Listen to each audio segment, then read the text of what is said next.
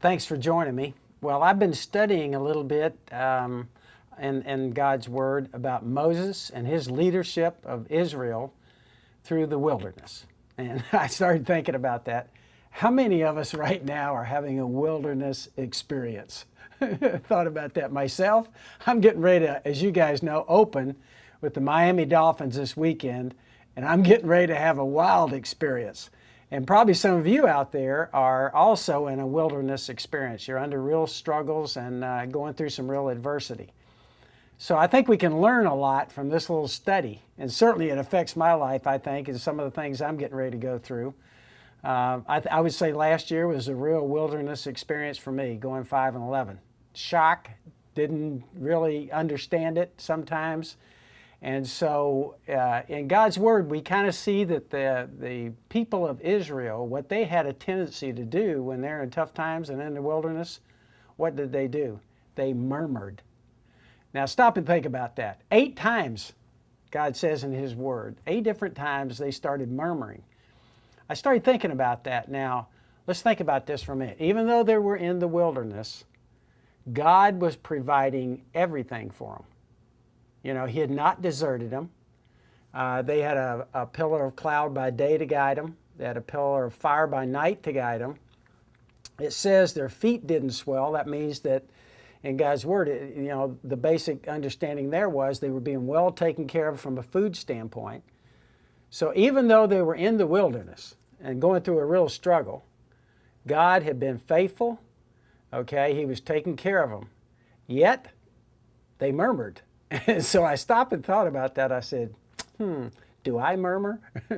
Yeah, I would be willing to say I do. And I'm guilty. Now, we learn a lot from that because really what happened, God's taking care of them. They begin to murmur over and over and over again. And so really, in the end, God had a judgment come upon the people, and it was serpents. And so they had a plague of serpents. And so there was a judgment there. And that's something you and I certainly want to avoid. But then God, always in His faithfulness, He supplied a way out. And basically that way out was this. It was through faith. And what it says in God's Word was Moses had crafted a brass serpent that he put on a pole and had lifted it up. And basically the people of Israel, if they had been bitten, all they had to do in faith was turn and look at that serpent and they would be healed. When you stop and think about that, there's a lot of correlation there, I think, for you and I. Certainly we go through wilderness experiences.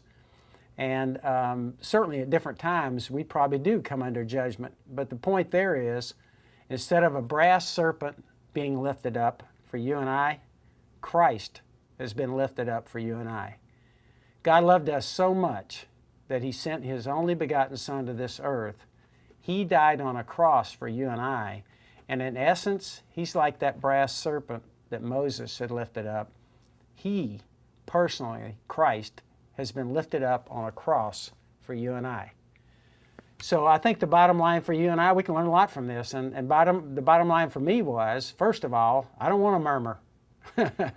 Sometimes when you're going through the toughest times in your life, when you look back on them, and that's been my case, 66 years old, I say, thank goodness I went through some of those wilderness experiences and some of that adversity. So I think the lesson for us is what? God is going to be faithful. So whatever we're going through, we know He's going to be faithful. And all we have to do for you and I is look to Him on the cross. He's faithful. He supplies everything. When we stop and think about that, God is all-powerful. That means He can do anything. Okay? He's all-knowing. He knows every single thing about us. So it's not like we're going through a wilderness experience by ourselves. As I go through this football season this year, I can take great solace in the fact that God, Christ, is going through this with me. And so as we go through those wilderness experiences, make sure that we're doing what? Focusing on Him. And then, of course, the last thing that God is, He is all-loving. When you think about sending your only Son to this earth, He lived a perfect life and crucified on a cross for you and I. It makes me think of this. What's the most precious things in my life? It's my children, JD and Coy, and now my grandchildren that you kind of see behind me back there. When I stop and think about that, is there any way, as you guys know and have followed us through Taylor's experience this year, when I stop and think about him being sick and having leukemia and the things that we've gone, I mean, I can't even imagine sacrificing Taylor for anyone. And yet God loved you and I so much, he sacrificed his only son on that cross. So I think the lesson for us is what? When we go through wilderness experience and adversity, we need to do what? We don't need to murmur. What we need to do is know that God's going through it with us. He's always going to be faithful, and he's all powerful, and all we have to do is what? Focus, turn, and look to him. That was a great lesson for me as I start this football season. I don't know what's going to happen. And certainly I don't know what's going to happen on Sunday with the Miami Dolphins. But I do know that God is going to be going through this with me, and I can look to him.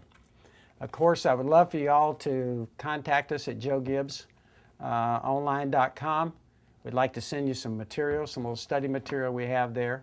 And I hope you'll tune in next week. Next week, I'm going to talk about making big decisions. As probably some of you know, we just made a huge decision to switch manufacturers in Winston Cup. And I went through a long process there, and all of us did at Joe Gibbs Racing. And so I'm going to talk about making big decisions. I've made a few in life. This is certainly one of the biggest I've ever made professionally, and I'll be talking about that next week. I hope to have you tune in.